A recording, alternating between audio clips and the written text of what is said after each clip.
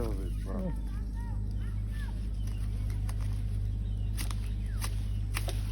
টান দে টান দে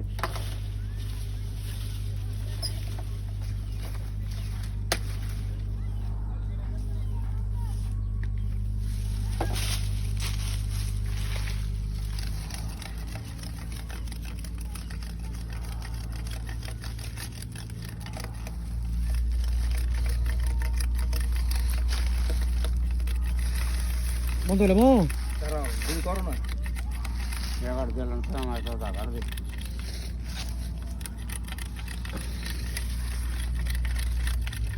এখন ইয়াটা কেমন দাম